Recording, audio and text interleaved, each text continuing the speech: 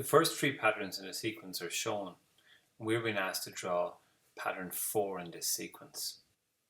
Where we can see there seems to be always this 1 on its own up here. Just shaded in yellow here. There seems to be that 1, so I'm going to start by drawing just 1 on its own here. A little square here. In pattern 1 there was 1 square. In pattern 2 it seemed to be a square that's 2 by 2, and pattern 3 was 3 by 3. So in pattern 4 I'm imagining that there's a square here that's 4 squares by 4 squares. So this is what pattern 4 looks like. Okay. The next question is asking to fill in the number of small squares in each of the first 4 patterns. Given that in pattern 2 there's 5. So let's do a total count here. So in the first pattern there seems to be 2. The second one there's 1 and 4, which is 5, but we knew that already. The next is in 3 by 3 is 9 and 1. There seems to be 10 in that one. And this one seems to have 4 by 4, which is 16, and 1 more, which is 17.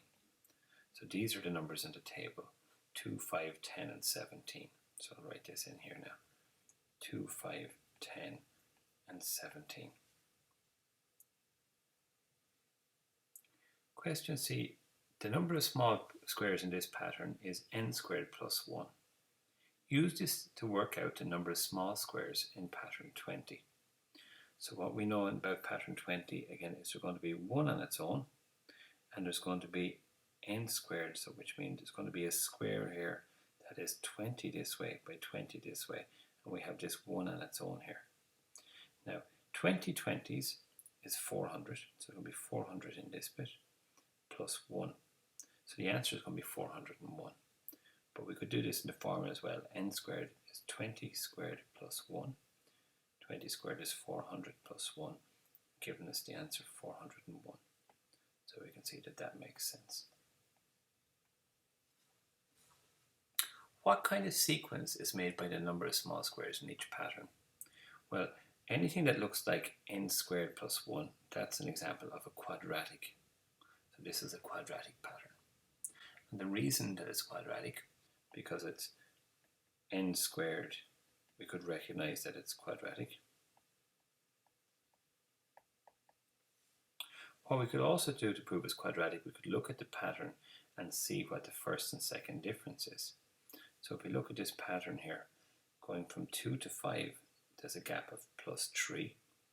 5 to 10 is a gap of plus 5. And from 10 to 7 is a gap of plus 7.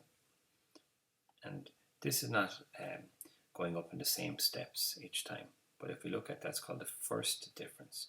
So the first difference is not even. But if we look now then at the second difference, we see what happens is 3 going to 5 is plus 2, and 5 going to 7 is plus 2. So what we see is the second difference is constant, and that would tell us that it's quadratic.